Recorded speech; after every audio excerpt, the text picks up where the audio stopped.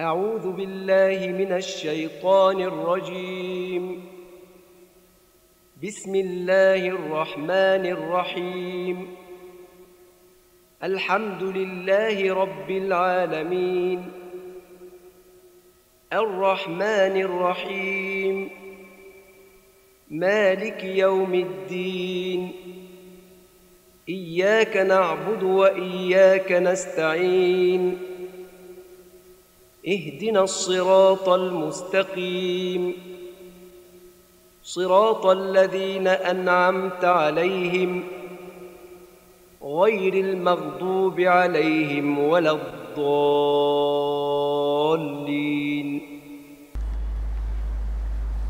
الحمد لله adúgbò fún Ọlọ́run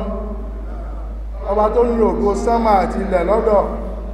sí wọ Ọlọ́run káwá tààrẹ fàyà balẹ̀ sí wọ Ọlọ́run ọba.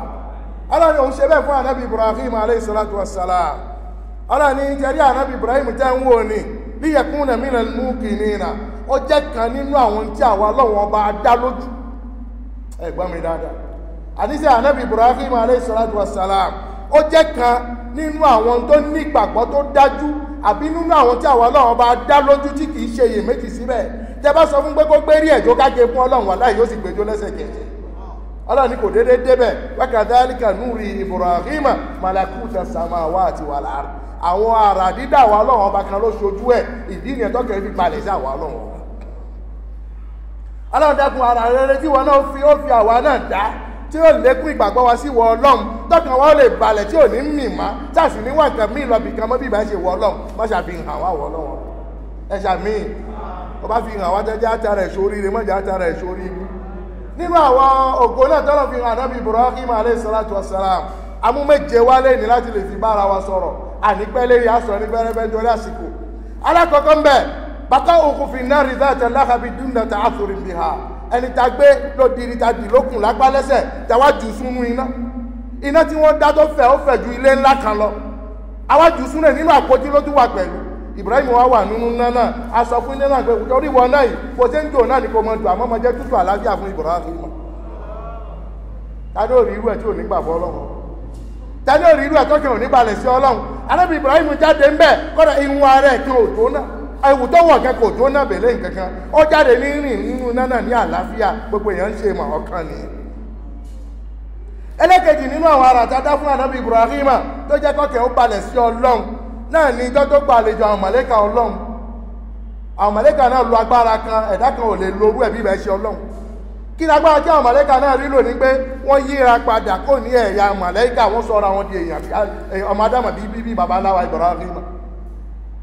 Wọ́n lè ṣerú ẹ̀, tẹ́lẹ̀ tó lè ṣerú ẹ̀ bí ìbẹ̀ ṣe agbára Ọlọ́run, kí ẹ yíra padà kó lè rí ẹ̀yà tọ́lọ́run bá dá sí kó sì wá sọ rẹ̀ di ẹ̀dá míì. Àwọn màlẹ́kà yíra padà bẹ́ẹ̀ wọ́n wọlé tó Ànábì Ibrahim alayhi salatu wassalam. Ànábì ọmọ wọn ní màlẹ́kà ó sáré fama labitha an ja'a bi ijlin hanid, ó sáré ó lọ dá màlúù dùbúlẹ̀ ó pa ó yan ó ṣe ṣẹ̀ṣẹ̀ǹgá ẹ̀ ó gbóúnjẹ wá fún ọgbà ẹ̀yìn àlejò kí tó bí ní pé kí ni ẹ bá wà ó ẹ kọ́kọ́ jẹun náà máa ń gbàlejò ni. Ó wá ń dúró kò tí àwọn màlẹ́kà náà ń pé fún jẹun, ó wá ní pé wọ́n ń nawọ́ tó bá nawọ́ wọn náà mọ́ déjì oúnjẹ náà, wọ́n ń gbóúnjẹ náà ò sì mọ kò sì mọ dé ẹnu wọn padà fáwọn jẹ́sà mínú khifa. Nígbà náà ni Ibrahim ṣẹ̀ṣẹ̀ wá ń bẹ̀rù pé eríṣẹ́ èèyàn ò lẹ́yìn ẹ wọlé wa fún ilé oúnjẹ ẹ̀jẹun ẹ̀ ń náwó sóúnjẹ náà ọwọ́ yóò dé di oúnjẹ náà ẹ̀ ń gbọ́ lẹ́nu ẹnu yóò ọwọ́ oúnjẹ náà sì tẹ̀yìn lẹ́nu, báwo lọ̀rọ̀ yín ṣe jẹ́ tí ọkàn wọn sì lè balẹ̀ pẹ̀lú yín báyìí. Nígbà náà ló ṣẹ̀ṣẹ̀ wá ń túnà sí ara wọn fún Ibrahim pé la takhaf má bẹ̀rù, bó ṣe wò wáyé báyìí inna ursila ila qawmi Lut, àwa iṣẹ́ ẹ̀dá bí ẹ̀yìn màlẹ́kà làwa àìjẹ́ àìmú a sì nílò obìnrin ayíra padà sérí ẹ̀yà èèyàn kó lè rọ̀ ẹ́ lọ́rùn láti lè bá wa sọ̀rọ̀. Ó di méjì.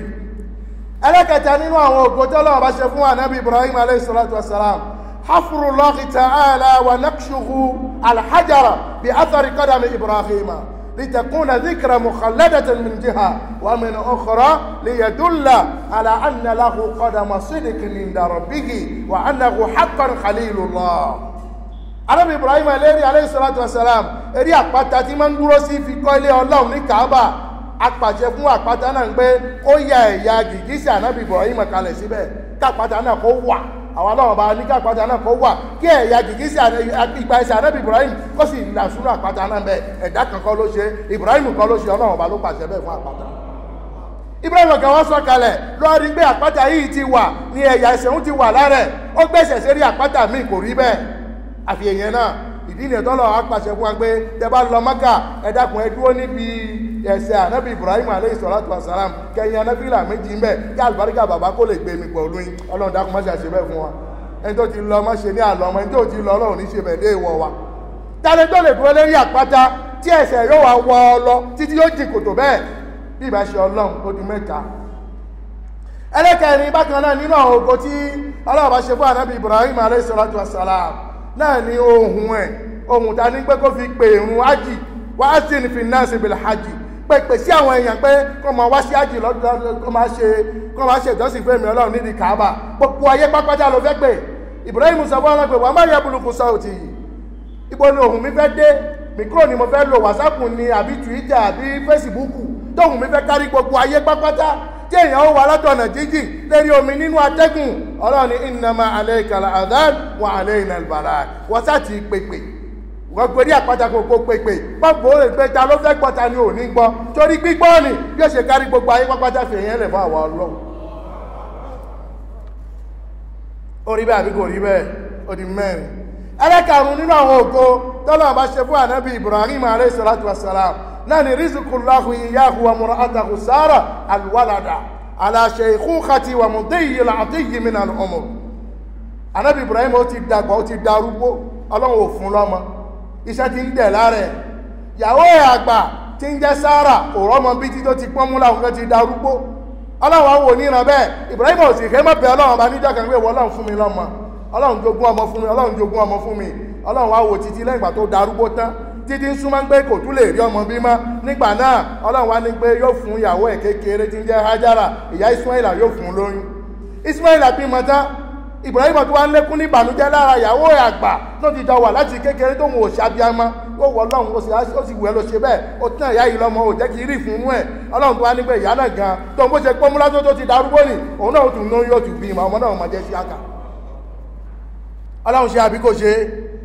láti Ibrahim wá wò títí ó ní bí ìbá ṣe Ọlọ́run kò sẹ́nìkan tó lè ṣerú eléyìí ó wá dúpẹ́ fún Ọlọ́run pé alhamdulillah alladhi wahaba li ala al-kibara Ismaila wa Ishaqa inna rabbi lasami'ud du'a Ọlọ́run nìkan lòun rí dúpẹ́ fún ọba tó fún òun ní ọmọ bí lẹ́yìn ìgbà tóun ti darúgbó ó fún òun ní Ismaila bí lára ọmọ ọ̀dọ̀ tó di ìyàwó ó tó wá padà fún òun ní Isiaka lára ìyàwó òun àgbà tí ń jẹ́ Sara àmọ́ dúpẹ́ ẹni fún Ọlọ́run mo fẹ́ kí gbogbo ayé kẹlẹ̀ ń bàká ní pé bẹ bá ń bẹ Ọlọ́run ẹ ṣe sùúrù inna rabbi lasami'ud du'a àṣẹ ọba tó létí gbọ́ràn ní tí sì máa ń gbọ́ ẹ̀bẹ̀ kì í bí ẹ̀bẹ̀ dànù bí ò bá tí ìtara gbà máa ń gbé ṣe sùúrù ń bọ̀ wá gbà fún ẹ Ọlọ́run dákun má ṣe àgbàdúrà wa Ọlọ́run dákun gbẹbẹ wa gbogbo èyí tó ti ṣe má jẹ́ ó bàjẹ́ èyí tó ti ṣe bẹ́ẹ̀ Ọlọ́run dákun má ṣe àbá wa ṣe ẹlẹ́kẹfà nínú àwọn ògo náà tàbí ran ànábì Ibrahim alayhi salatu wassalam tó jẹ́ kọ́kẹ́ ó balẹ̀ sí Ọlọ́run àwọn sọ fún pé ọmọ Ismaila pẹ̀lú ìyá rẹ̀ tí ń jẹ́ Hajara pé wọn kò ní Palestine wọ́n lọ súnmú igbó kan nídìí Kaaba ilé kan wà ń bẹ̀ fún àwọn Ọlọ́run kò sẹ́nìkan bẹ̀ ilé náà ti dá horo kò sẹ́nìkan bẹ̀ mọ́ lọ́pẹ́ wọn jù síbẹ̀ ìbẹ̀rẹ̀ àwọn fẹ́ máa ń gbé Ibrahim gbé ìyàwó àtọmọ kékeré Ismaila wà ló polonba kò tí ì bẹ ọmọ ọlọ́dún kan pẹ̀lú wọ́n gbé lọ kalẹ̀ síbẹ̀ kò sí oúnjẹ kò sí omi kò sí nǹkan kan àfihàn àbá támùrù díẹ̀ tó filẹ̀ fún wọn wàrà ràkúnmí díẹ̀ pẹ̀lú omi ó gbé pẹ̀lú wọn fúnjọ́ méjì kan wá ní òun ó máa padà sí Palestine tóun tó lọ wo ìyàwó tóun filẹ̀ sọ́hun náà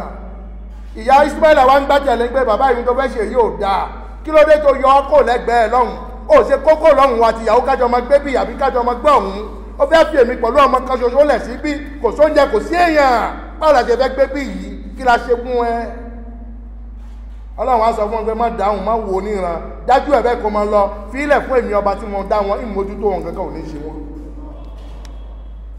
Ọlọ́run á mójútó Ismaila pẹ̀lú ìyẹ́ ẹ̀ níbi tí omi tán tó ń jẹ tán tí ẹ mú tán nì tí ìyàwó ń dààmú tí ń gòkè sàfà pẹ̀lú márùn àti ń sọ̀kalẹ̀ àwa ní kí omi kan ṣẹ́yọ lábẹ́ gìgísà ànábì Ismaila níbi tí gbẹ́ ń sunkún tí ń tó gbájúṣẹ̀ omi kan ṣẹ́yọ ń bẹ̀ a ní omi náà kò ní gbẹ kànga ò ní tán láéláé yóò mọ̀ jẹ́ àlùbáríkà àti ìwòsàn fún gbogbo ayé pápátá à ń gbé omi náà ní Zemzem à ń gbé omi náà ní kíni ní Zemzem omi náà wà mẹ́ẹ̀ alábìnrin tẹ́lẹ̀ omi Zemzem lè máa ṣúrì bàláhù ó wà fún gbogbo ohun tá a bá mú fún àyàfi tíjọ́ kù nìkan bá dé náà ni kò ní wolú ẹ̀san àmọ́ ohun tá a bá mú fún pẹ̀lú ìgbàgbọ́ ẹgbàgbọ́ yóò rí bẹ́ẹ̀ tó bá ní ìgbàgbọ́ bẹ́ẹ̀ síwájú ọlọ́run omi náà ṣe látara gìgísẹ̀ ànábì Ismail alayhi salatu wasalam kò sì gbẹ láti jọ́nà tí sì fi dè ní kò sì ní gbẹ láéláé àṣẹ náà ó sì wà lára ẹ̀ tí ó sì tún máa lékún lójoojúmọ́. ẹlẹ́kẹ̀jẹ nínú ògo tọ́lọ̀ bá ṣe fún ànábì Ibrahima alayhi salatu wasalam tó jẹ́ kọ́kẹ́ ó balẹ̀ sí ọlọ́run dáadáa náà ní ìjọ tí ó fẹ́ mú òfin ọlọ́run ọba ṣẹ ta ní pé kó dúnbú ọmọ Ismail àfáwà ọlọ́run tó wá gbé ọmọ náà tó so lápá lẹ́sẹ̀ ló wá da dùbúlẹ̀ ló gbé ọ̀bẹ bisimilahi Allahu akbar ní wọ́n ń lọ àlọ́bọ̀ ọ̀bẹ náà lára ọ̀run ànábì Ismaila láti lè fi jẹ́jẹ́ tọ́lọ́run ọba ran ó lọ àlọ́bọ̀ náà títí ọ̀bẹ náà ò gé nǹkankan lára Ismaila Ibrahim wa ń banújẹ́ ó gbé ọ̀bẹ náà bá ó fi lu àpáta tó wà lágbàá bí wọ́n kan ní àpáta náà sán ó ní wọ̀ ọ̀bẹ òun là àpáta yín sán ó wá gbé Ismaila bisimilahi ó tún lọ lẹ́kẹ̀jì ọbẹ̀ ò ṣe nǹkan kan fún Ismaila àwa gbé àgbò kan wá arán màlẹ́kà Jibril pé tó bá pẹ́ díẹ̀ nǹkan ó ṣe é màlẹ́kà Jibril sọ̀kalẹ̀ pẹ̀lú ire ọlọ́ni wá fún adé iná fún bíi ìdìbò ìnà ọ̀sẹ̀ mi àwọn fi àgbò ńlá funfun kan láti inú àlìjánà a fi pààrọ̀ ẹ̀mí fún ànábì Ismaila alayhi salatu wassalam Ibrahim wa ń ṣe ìmọ̀nìjọ́nà pé kí ló dé tí ọ̀bẹ náà ò ní gé Ismaila jẹ́ kìí ṣe pé ọlọ́run ó ṣèbáwí fún un pé òun dọ́gbọ́n òun ò fẹ́ pa ọmọ òun fóun ọlọ́run ni ọlọ́run wa ń sọ fún un pé bìrẹ̀ ẹlẹ́rìí ń pé jọ́nà lọ́hùn ta jù ẹ́ sínú iná kí ló pàṣẹ fún iná náà pé kó má jò ẹ́ àṣẹ tó bá iná náà jọ́nà lọ́hùn tí iná ń jò bí ṣe máa ń jò tí máa ń jò nǹkan tí ò sì jó wọ́n ni àṣẹ bẹ́ẹ̀ náà ló bá ọ̀bẹ náà ta ní pé kò gbọdọ̀ gé nǹkan kan lára Ismaila kò lè gé láéláé jọ́nà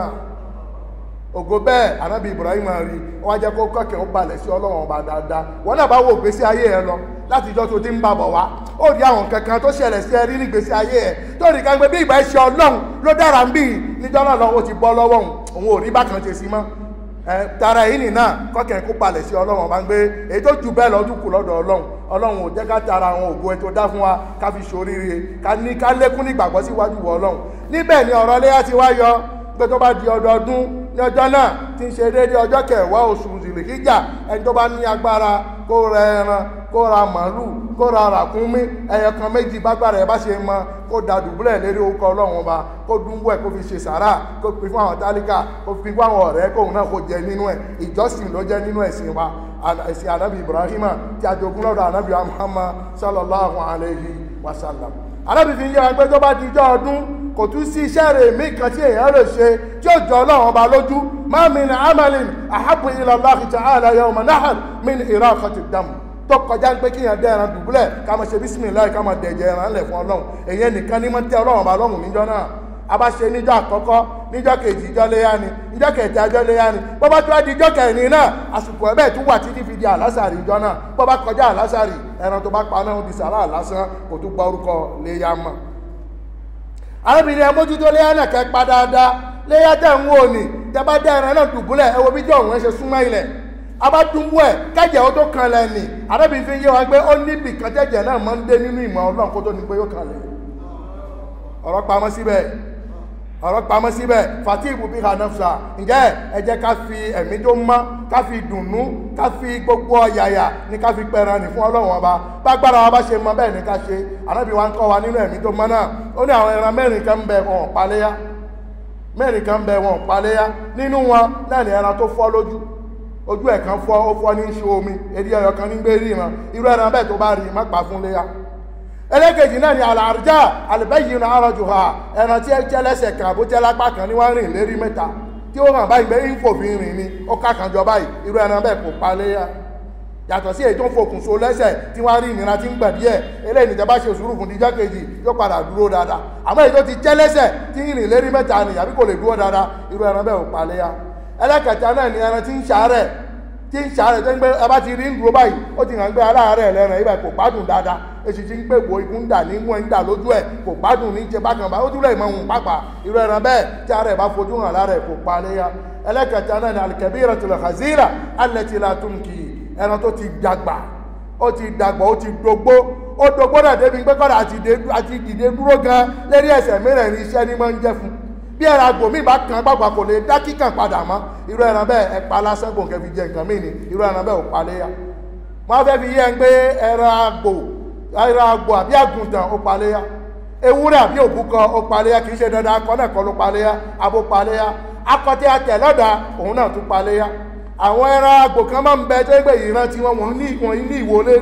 àgbò sì ni wọ́n tó máa jẹ́ akọ àmọ́ ìran ta dá wọn àmọ́ pẹ̀lú àlùjùmọ́ wọn ní ìwọlé rí irú ẹ̀ náà ó paléyá ẹran tó yẹ ń gbé agé díẹ̀ lára etí ẹ̀ àbí díẹ̀ kan lára ìwo ẹ̀ tí kò kọjá ìdajì irú ẹ̀ náà ó paléyá àmọ́ tẹ́tí ẹ̀ bá gé kọjá ìdajì àbí ìwo ẹ̀ jẹ́ kọjá ìdajì kò paléyá ó ti di àbùkù lára ẹ̀ ni ọlọ́run dákun má ṣe àgbà fún wa ẹ wá rí nípa gbogbo àwọn ọjọ́ mẹ́wẹ̀ẹ̀wá náà ọjọ́ náà ti ń lé láti àlàbá tó wá lọ èní ní jẹ́ ọjọ́ kẹta nínú ẹ̀ àlàmísì ti ń bọ̀ ń ṣe déédéé ọjọ́ àràfá ládá pípọ̀ lágbà mẹ́jọ náà ládá àlàmísì kó tó kan ládá ọjọ́ àràfá awọ ẹbẹ anábìnrin tó bá gbà yóò jẹ́ ìpẹ̀ṣẹ̀ rẹ ọdún méjì fún ọdún kan tó ti wá lọ àti ọdún kan tí à ń bá lọ báyìí ọlọ́run dákun má ṣàṣe ní ìrọ̀rùn fún wa gbogbo ẹnikẹ́ni tó bá ní àníyàn láti fẹ́ paléyá gbogbo ẹnikẹ́ni tó bá ní láníyàn pé òun máa ń paléyá òun oṣù tó patọdún yìí náà tọ́lọ̀ bá yọ̀ǹda anábì kọ́ alẹ́kọ̀ọ́ pé láti ìjọ́ tí oṣù náà bá ti lé láti ìjẹta ni àgbọ̀rọ̀ rẹ̀ yìí kan náà ọwọ́ wa mọ́ a sì gbọ́dọ̀ gẹrun erí wa tàbí àti gbogbo tí ń jẹ́ irun lára ni àgbọ̀rọ̀ fọ́ọ̀kàn mọ́ títí dìgbà tí a fi apá léya wọ́n tó bá rántí ṣe aṣọ nínú àwọn fòrọ́m àrántí sọ ní jẹ́júmọ̀ tó wá lọ àmọ́ gbogbo àná láti mọ̀ a sì ń gbọ́ níwàásù lọ́tún lọ́sì wọ́n tó bá ti rántí ṣe wá lọ tó ṣọ́ àkíra akẹ́kọ̀ọ́ ríre wọ́n tó bá gbàgbé láti sí ẹ̀ wọ́n tún fọ́ kẹ̀kẹ́ náà mọ́ títí fi di ọjọ́ iléyá náà ọlọ́run dákun má ṣe àgbà fún wa wọ́lọ́run màlúbẹ́ríkà súnmọ̀ fún wa ìlú wa bèèrè náà má jẹ́ gbóná mọ́ wa má jẹ́ ṣòro fún wa wọ́lọ́run ẹ̀jẹ̀ ẹran ní ká máa dálẹ̀ má jẹ́ àdẹ ẹ̀jẹ̀ èèyàn ńlẹ̀ láéláé má jẹ́ kí ẹ̀jẹ̀ tiwa náà ṣàlẹ̀ wọ́n ṣe wá ní àbíkú àgbà wọ́lọ́run wọ́lá ẹran tá ń pa lójoojúmọ́ ní gbogbo aburú tó pa máa tètè tó fojú hàn èyí tá àmà àtèyí tá àmà ọlọ́run dákun fi máa gbé wa lékè ẹ̀wọ̀ ọlọ́run ọba fi wọn gbé wa lékè ẹ̀ kó máa jẹ́ àlàáfíà fún àwa.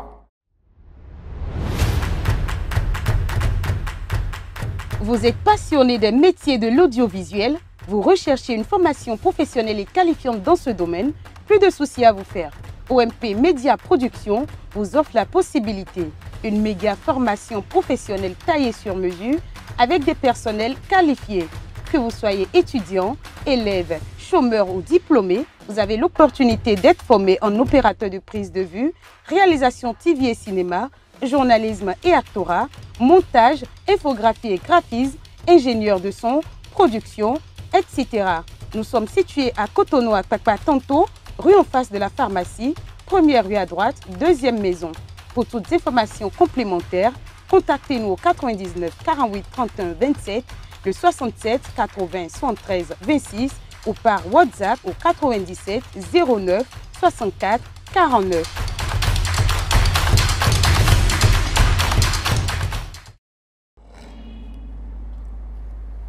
Louange à Allah, Dieu des mondes. À lui appartient les pouvoirs dans les cieux et dans les terres. Il démontre une partie de ses pouvoirs à qui il veut et il en cache à qui il veut. Il fait tout ceci par un savoir bien déterminé. Le prophète Abraham, paix et bénédiction de Dieu soit sur lui, fait partie de ceux qui ont eu le privilège de voir certaines démonstrations des pouvoirs divins, qui ont accru sa foi et sa conviction en son Seigneur. Le verset 75 de la sourate Les Bestiaux confirme cela en disant: ainsi avons-nous montré à Abraham le pouvoir dans les cieux et dans les terres, afin qu'il soit du nombre de ceux qui ont cru avec conviction. Permettez-moi d'aborder 7 de ces démonstrations sans être exhaustif. Première démonstration, le temps passé dans le feu ardent, sans ressentir aucun effet des flammes, comme s'il ne se trouvait pas dans le feu. Tout ceci grâce à l'ordre divin, transmis au feu à travers le verset 69 de la sourate Les Prophètes, qui stipule ceci: ô feu, soit pour Abraham une fraîcheur salutaire. Deuxième démonstration, la réception des invités honorables que sont les anges de Dieu qui se sont transformés par le pouvoir divin de leur état angélique en un état humain, sans que leur nature originelle ne soit affectée d'un quelconque changement. Les versets 69 à 70 de la sourate Hud attestent cela en disant: et nos émissaires, anges, sont venus à Abraham sous une apparence humaine avec la bonne nouvelle en disant salam. Il dit salam. Et il ne tardera pas à apporter un beau rôti. Puis, lorsqu'il vit que leurs mains ne l'approchaient pas, il fut pris de suspicion à leur égard et ressentit de la peur vis-à-vis d'eux. Il dit: n'aie pas peur, nous sommes également envoyés au peuple l'autre. Troisième démonstration, l'ancrage des plantes des pieds d'Abraham par Dieu dans la pierre pour immortaliser d'une part sa trace et d'autre part pour montrer à la face du monde qu'il occupe également une position sincère et très proche de Dieu. Raison pour laquelle Dieu a intimé au verset 125 de la sourate de la Vache l'ordre suivant. Adoptez donc pour lieu de prière ce lieu où se tait Abraham debout. Quatrième démonstration, la propagation faite par Dieu de l'appel lancé par Abraham pour le pèlerinage à la Mecque, car sa seule voix n'aurait pas pu atteindre le monde entier, si ce n'est Dieu qui l'a rassuré en lui disant de se contenter de faire l'appel, et à lui Dieu incombe sa propagation. Le verset 27 de la sourate de pèlerinage nous le confirme en disant « Et fais aux gens une annonce pour le pèlerinage. Ils viendront vers toi à pied et aussi sur toute monture, venant de tout chemin éloigné. » Cinquième démonstration, le don de l'enfant fait par Dieu à Abraham et sa femme Sarah, malgré leur âge avancé et l'état de ménopause de la femme. Ce qui a suscité l'étonnement d'Abraham pour ce fait miraculeux, et il s'est mis à louer son Seigneur en disant, dans la sourate Abraham, verset 39, louange à Dieu qui, en dépit de ma vieillesse, m'a donné Ismaël et Isaac. Certes, en toute conviction et assurance, mon Seigneur entend bien les prières et les exauce. Sixième démonstration, le dépôt d'Ismaël et sa mère Hajar dans la maison de Dieu auprès de sa maison sainte, la Mecque, avec une insignifiante provision en nourriture, mais avec la conviction en son Seigneur qu'il ne les abandonnera pas. Ainsi jaillit des plantes du pied d'Ismaël une eau bénite qui répond à tout ce à quoi on la sollicite, comme l'a enseigné le prophète Mohammed sallallahu alayhi wa sallam. Cette eau bénite est communément appelée Zemzem. Septième et dernière démonstration, le refus extraordinaire du couteau bien aiguisé et tranchant de couper les veines de la gorge d'Ismaël, comme l'aurait souhaité Abraham, paix et bénédiction de Dieu soit sur lui, en voulant exécuter l'ordre de Dieu à lui intimer. En effet, ce couteau avait reçu au préalable l'ordre divin de ne point affecter, ne serait-ce que la trace d'un atome, la peau d'Ismaël, comme l'a reçu le feu d'antan dans lequel Abraham lui-même fut jeté. À ce propos, Dieu nous dit au verset 107 de la sourate Les Rangées, et nous échangeâmes Ismaël par une bête généreuse. Dès lors, cette immolation est devenue une tradition islamique obligatoire pour ceux qui en ont les moyens financiers. Elle débute le 10e jour du mois de Zulhijjah jusqu'au 13e jour du même mois. À ce sujet, le prophète nous enseigne, il n'y a pas meilleur acte que puisse accomplir le fidèle le jour de la Tabaski, si ce n'est l'écoulement du sang des bêtes par leur immolation, en guise d'adoration à Dieu. Car ce sang occupe une place prépondérante dans le savoir de Dieu, exalté soit-il, avant d'atteindre le sol. Accomplissez l'acte d'immolation avec une foi sincère et une bonne intention. Dans l'institution de cette bonne intention, il y a 4 catégories de bêtes invalides pour l'immolation, à savoir la boye dont l'œil crevé est visible, la boiteuse dont l'infirmité est flagrante, la malade dont la maladie est remarquable et la bête âgée qui a de la peine à se tenir debout. Parlons à présent de la vallée des 10 premiers jours du mois de Zulhijjah. En ce qui les concerne, le prophète Mohammed sallallahu alayhi wa sallam nous a enseigné ce qui suit. Le moment propice où les bonnes œuvres sont plus aimées par Dieu est la période des 10 premiers jours du mois de Zulhijjah. Ajoutons à cela son enseignement qui dit: quiconque a l'intention d'immoler une bête en sacrifice le jour de la Tabaski, qu'il s'abstienne de couper ses cheveux et ses ongles jusqu'à ce qu'il accomplisse l'immolation le jour de la Tabaski. Ceci étant,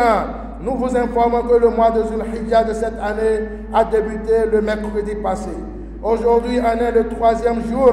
et le jeudi prochain sera le 9e, soit le jour d'Arafat. Et son lendemain, c'est-à-dire le vendredi 31 juillet, sera le jour de la fête Tabaski. Aussi voudrais-je vous rappeler le jeûne du jour d'Arafat, dont la récompense est l'expiation des péchés de 2 ans, à savoir ceux de l'année antérieure et ceux de l'année en cours. Je vous rappelle aussi que la prière aura lieu à 9 h. à 9h très précise à notre ID PK5 sur BTS. Oh Dieu, fasse que nous profitions des bénédictions de ces 10 premiers jours. Facilite-nous la réalisation des bonnes œuvres durant ces jours. Bénis-nous notre fête de la Tabaski de cette année. Fasse que nous connaissons une vie paisible, étant toujours musulmans et croyants. Pardonne à nos défunts, comble-les de ta grâce, car tu es le grand, le très pardonneur, le tout et le très miséricordieux. Inna Allah wa malaikatahu yusalluna ala nabi. Ya ayyuha alladhina amanu sallu alayhi wa sallimu taslima. Allahumma salli wa sallim wa barik wa an'im على عبدك ورسولك محمد أوجه الشفعاء عندك أقرب الوسائل إليك وأعظم من أقسم بحقه عليك صلاة ترضيك وترضيه وترضى بها عنا وارض اللهم عن الخلفاء الراشدين أبي بكر وعمر وعثمان وعلي وبقية الصحابة أجمعين والتابعين لهم بإحسان إلى يوم الدين وعنا معهم بكرمك وعفوك يا أرحم الراحمين. عباد الله إن الله يأمر بالعدل والإحسان وإيتاء ذي القربى وينهى عن الفحشاء والمنكر والبغي يعظكم لعلكم تذكرون. اذكروا الله العظيم الجليل يذكركم واشكروه على نعمه يزدكم ولذكر الله أكبر والله يعلم ما تصنعون. أقيموا الصلاة. Vous êtes passionné des métiers de l'audiovisuel, vous recherchez une formation professionnelle et qualifiante dans ce domaine, plus de soucis à vous faire. OMP Média Production vous offre la possibilité, une méga formation professionnelle taillée sur mesure avec des personnels qualifiés. Que vous soyez étudiant, élève, chômeur ou diplômé, vous avez l'opportunité d'être formé en opérateur de prise de vue, réalisation TV et cinéma, journalisme et actorat, montage, infographie et graphisme, ingénieur de son, production, etc. Nous sommes situés à Cotonou, à Kpakpa-Tanto, rue en face de la pharmacie, première rue à droite, deuxième maison. Pour toutes informations complémentaires, contactez-nous au 99 48 31 27, le 67 80 73 26 ou par WhatsApp au 97 09 64 49.